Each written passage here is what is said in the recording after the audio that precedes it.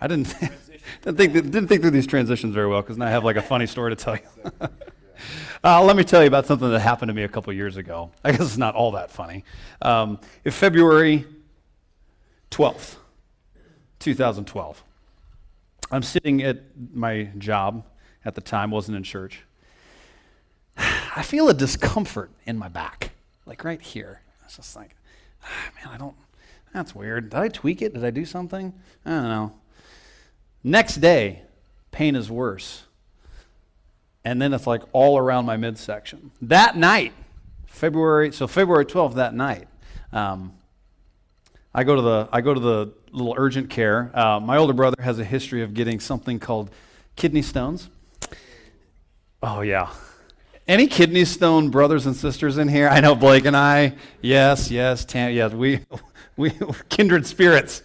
And so I text my brother and I said, hey, what does this feel like? Like, just walk me through stage 0.1, because this is weird.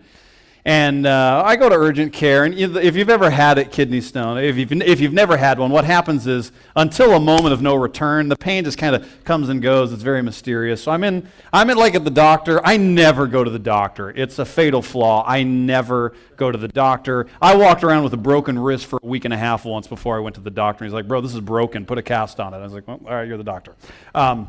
I finally go to urgent care, and it's fine. Like, I leave because I get tired of waiting. I'm not in pain anymore. 6 hours later, 1:30 a.m., I wake up. I tell my wife that I have just been stabbed in the pancreas. I don't know who did it, but there is a knife inside of me. She says, okay, this is definitely a kidney stone. It's in that moment I realize this is it.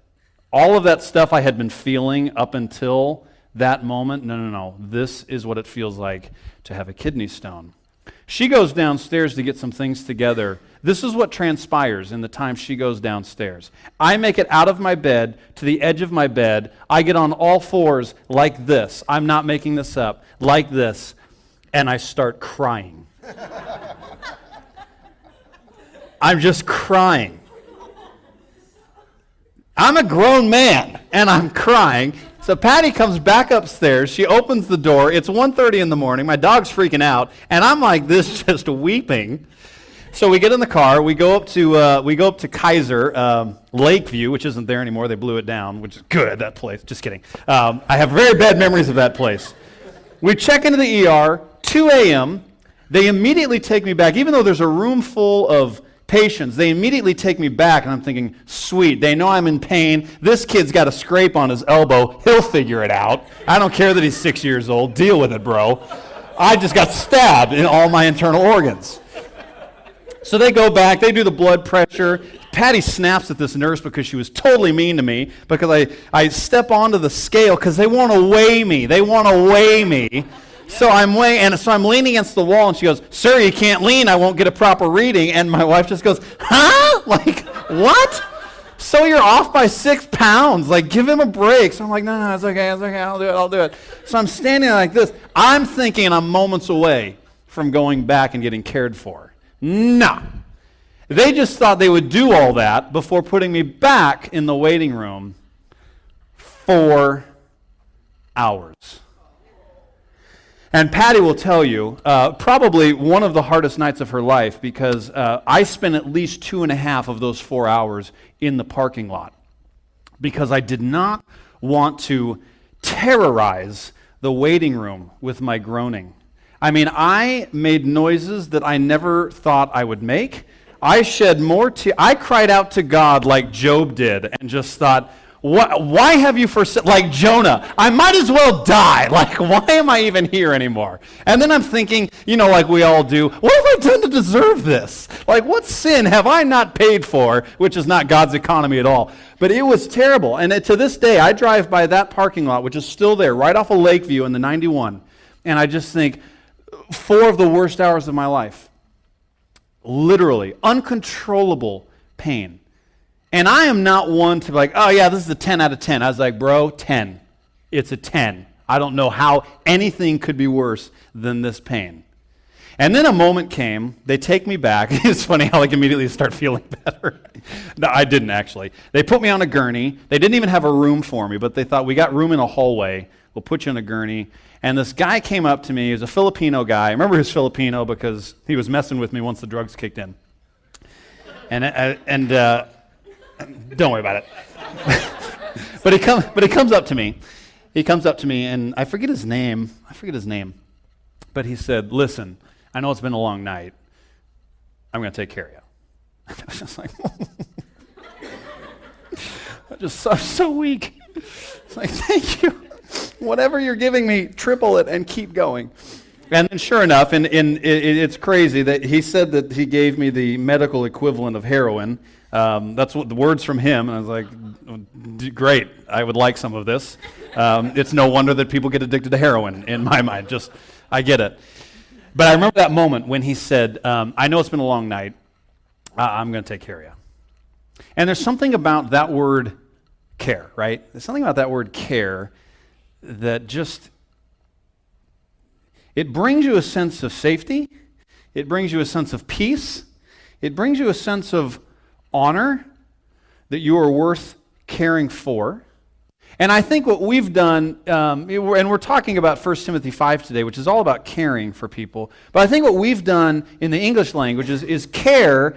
The concept of caring for someone has been minimized to what you do when they're throwing up in the middle of the night. Let me take care of you. Right? If someone's got the sniffles, let me take care of you. Let me make you some hot soup. Someone's, drank too much, or someone partied, so I'll take care of you, right?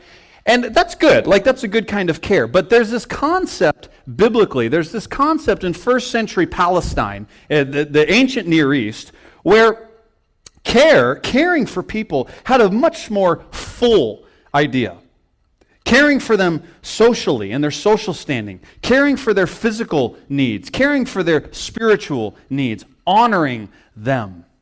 And what we see as we're going through this series on what are the blueprints for the house of God, what are the blueprints for a church? 1 Timothy is a letter from Paul to another pastor, Timothy. Timothy is pastoring a church that Paul started, and he says, let me give you the blueprints for how to be the house of God. And what we see is that after a lot of attention is paid to doctrine, after a lot of attention is paid to good theology, after a lot of attention is paid to being well informed, there's a shift where Paul says, look, the blueprints for a good house of God are people who live out that theology in their relationships.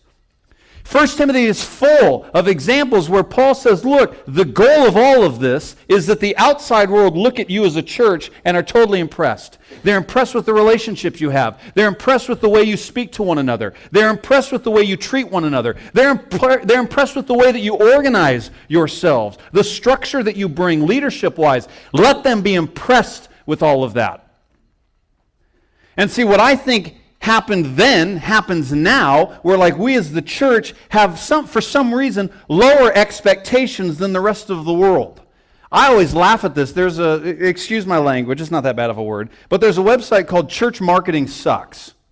It's an incredible website, and what it does is it makes fun of all the things that churches try to do to like get people to come, and it also makes fun of all the terrible things that churches don't do well at all. Websites is one of them.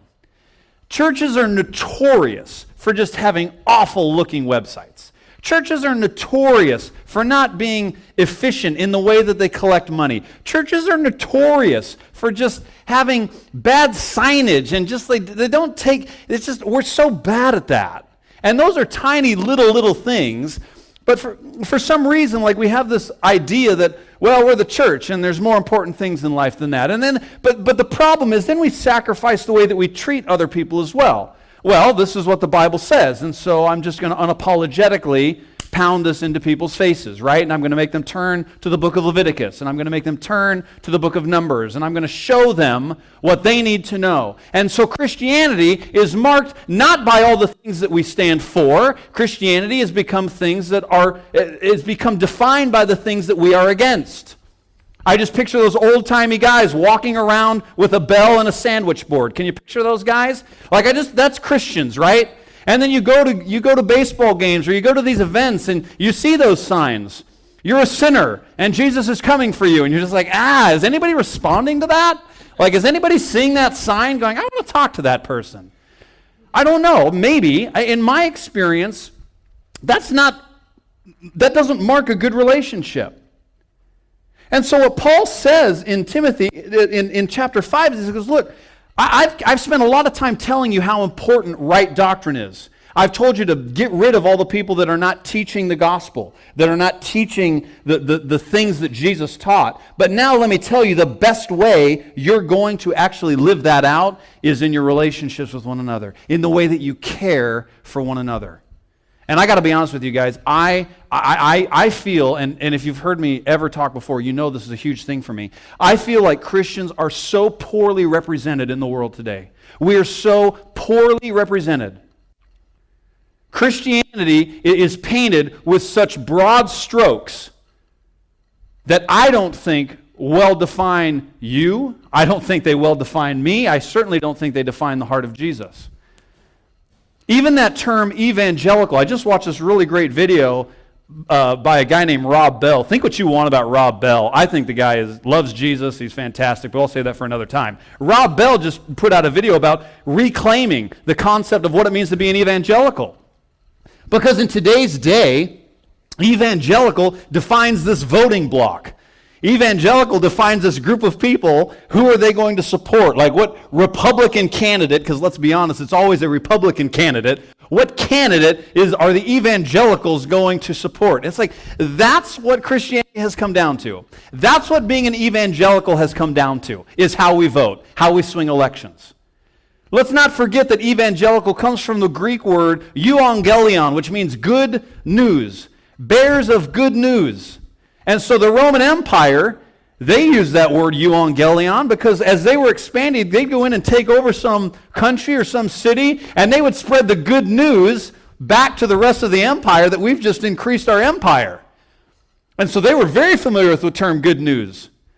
And Jesus comes on the scene in the first century and says, no. Good news does not mean you are spreading the word about destruction. You're not spreading the good word about taking over people. You're not spreading the good word about increasing your empire. Evangelicals are people that are spreading the word of grace, that are spreading the word of love, that are spreading the word of goodness and acceptance. That is what it means to be an evangelical. And now to be an evangelical comes down to how you vote. And it is absolutely saddening that we are so poorly represented in the world today. And Paul says if you want to recapture what it really means to be the house of God, it will show in the way you care for one another. So don't just pay attention to doctrine.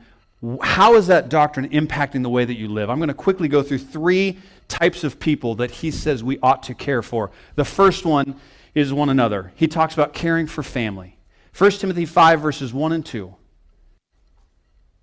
Being the house of God means we care for our family.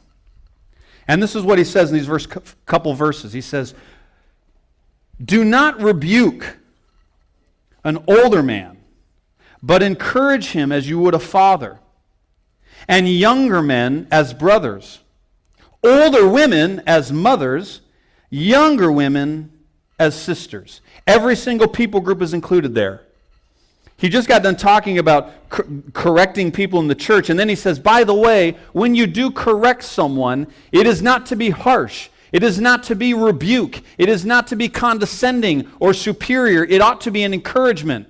And every people group is included. Older men, older women, younger women. That's everybody. Notice that the older men are supposed to be encouraged as fathers. The younger men are not to be treated as children. They're supposed to be treated as brothers. And the same is true of women. Older women as mothers, younger women as sisters. And I don't know about you, but even some of the relationships in our church, we have such this inferiority, superiority. We've created a hierarchy where it's like, oh, that person is 10 years behind me. They're 10 years younger than me. They haven't lived. And there's this perception that we have of them that we're somehow better than they are. And so we boss them around, or we teach them in very kind of ungentle ways. It's like, that's your brother. That's your sister. And he's talking about not just familial units, he's talking about the church. Because you know what Jesus said to his disciples? They said, your mom and your brothers are looking for you. And you know what Jesus said to them? He says, look around. These are my mothers. These are my sisters. These are my brothers. He redefines for his disciples that, look, your family, your biological earthly family might let you down in this life. And the family that you have are right here. These are the truest brothers that I have. These are the truest sisters that I have. So I ask you, are we treating one another with the most profound sense of honor and dignity and encouragement and love and care as possible? And I'm not just talking about the standard type of care. I'm asking you, is it distinctive for us? Is it distinctive? Because let's just take Paris, France this last week, right? It doesn't take a Christian to be outraged by that. It doesn't take a Christian to wish people well. It doesn't even take a Christian to pray. I mean, the world means well in a week like this. And Jesus says that. He goes, if you only care and love the people that love you, you're no different than the tax collector. The tax collectors do that. I've always thought that was funny when you meet someone and you be talking to someone else later and yeah, so-and-so, I'm not getting a good read on her. And I was always thrown off when you hear things like that. Have you ever heard something like this? Yeah, Sue, she's great. I mean, you stay on her good side, you're good to go. Have you ever heard that? And I think, isn't that true of everybody? I mean, if you're on everybody's good side, you're good. My question is, what happens if I'm not on her good side? That's when I'm interested in Sue. What's Sue going to do when I let her down? What's Sue going to do when I say something wrong? What's Sue going to do when she considers me an enemy? What's Sue going to do when drama comes up? That's what I want to know. Way to go, Sue. You're good to the people that are on your good side. Bravo. Let me stick a pin on your chest. That was really difficult for you to care for the people that are good to you. What about the people that aren't? What about the people that trouble you? What about the people that are drama for you? What about the people that bring you down? What about the people that you can't trust? What about the people in your life that don't build you up, that are in this room? What about those people? Paul says, look, the outside world is not going to be impressed with a bunch of believers that are good to those that are good to them. Everybody is good to those who are good to them. This culture that he's writing in is a culture of honor. Yes, of course we honor people. What are you doing to treat those in your house like family? And I got to be honest with you guys, I hope that's a distinctive in my life. I hope that is a distinctive in my life, where I don't just love the easy, lovable people. I honor those that are my brothers and my sisters, fathers and mothers. Is that how we are defining ourselves as a house of God? If being Christians is all about advancing the gospel, are we advancing the gospel in the way that we care for one another? Here's the second way. It starts with family. The second area is widows. He goes off on widows. I've never seen a more thorough explanation of who a widow is. He takes about 13 verses in 1 Timothy 5 to define who widows are. And he starts in verse 3 by saying this. I'm going to just kind of read through this, most of this whole thing. Verse 3, he says this, in addition to family, honor widows who are truly widows. But if a widow has children or grandchildren, let them first learn to show godliness to their own household and to make some return to their parents. For this is pleasing in the sight of God. She who is truly a widow is left all alone, but has set her hope on God and continues in supplications and prayers night and day. But she who is self-indulgent is dead even while she lives. Command these things well so that they may be without reproach. If anyone does not provide for his relatives and especially members of his household, he has denied the faith and is worse than an unbeliever. Let's keep going, verse 9. So then, let a widow be enrolled if she is not less than 60 years of age, having been the wife of one husband or faithful to her husband, having a reputation for good works if she's brought up children, has shown hospitality, has washed the feet of the saints, has cared for the afflicted, and has devoted herself to every good work. Then he goes on to talk about young widows. And he's like, care for those young widows. Young widows perhaps aren't in need like the older widows are. Young widows perhaps are going to use your goodness to them. They might be just looking for another guy to marry, and let them remarry. If they're young, let them remarry and let that guy take care of them. Here's the principles that I want you to take away, because I know widows today feels different than widows then. Back then, I mean, you were old if you made it to 40. 40, you had lived a good life. So widows just feels different. So let me break down for you the principles that I think are here. The first one is this: we must be intentional about whom we care for. There has to be some level of intentionality. And if you've ever stopped for a second and thought twice before giving a 20 to a homeless person on the corner, that's okay. Because there has to be some intentionality. That desire to be as good of a steward as possible with your money, that's okay. Now, is there room to trust the Lord in that? Absolutely. You feel prompted to do it, you let it go. But there has to be some level of intentionality behind this service, behind this care. Are there people in the world that will take advantage of care? Yes. Are there people in the church that will take advantage of care? Yes. Are there people that need to learn how to live life well instead of just throwing money at them? Yes. And Paul says, look, be good stewards of what God has given you. Be very intentional about whom you help and how you help them. And he takes it one step further and he says, don't just be intentional about it, but consider their own responsibility and the responsibilities of their families. Think about your own family. I mean, if there are people in need and you're related to them, it starts with you.